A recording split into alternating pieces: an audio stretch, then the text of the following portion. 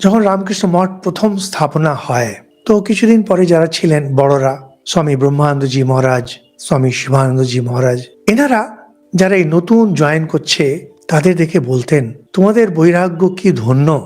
আমরা তো ঠাকুরকে দেখে এসেছি, ঠাকুরকে দেখেছি, তাকে ভালোবেসেছি বলে ঠাকুরের কাছে এলাম। তোমরা তো ওনাকে দেখোনি, তোমরা তো শুধু ওনার কথা শুনে এসেছো।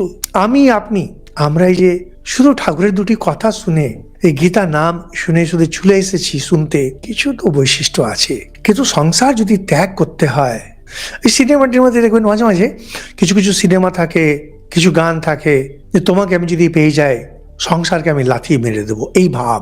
আরে আগে তোমাকে তো আমি জানবো তবে না, তোমাকে আমি যদি নাই জানি তাহলে সংসারে লাথি মারবো কি করে। ঈশ্বরের প্রতি চেতনা যদি না জাগে, ঈশ্বরের প্রতি ভক্তি একটু যদি না হয়ে থাকে, কি করে বৈরাগ্য আসবে। যে বিবেক বিচার বলা হয়, কিছু জিনিসকে ত্যাগ করা, কি করে হবে। আগে ঈশ্বরের ভক্তি। সেই জন্য যখন এই যে বৈদিক ভক্তি, রিচুয়ালিস্টিক, মন্দিরে যাওয়া, পুজো করা, জপ করা, এই যখন যে পুজোটা হচ্ছে সেটাতে যোগদান দেওয়া, এইগুলো করলে প্রীতি জন্মায়।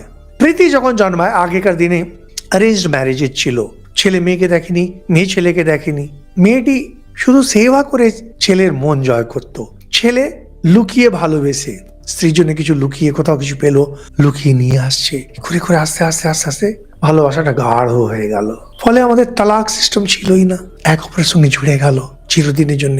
প্রথমে প্রীতিটা জন্মাতে হবে, বলে দিলেই তো হয় না, না তোমার দ্বারা হবে না, এটা বলে দিলেই তো হয় না। এই যে প্রীতি যেমনি জন্মে গেল, সেখান থেকে ভক্তি যখন এসে গেল, তখন বিচার দ্বারা বিবেক, বৈরাগ্য, তারপরে শুরু হয় আধ্যাত্মিক যাত্রা।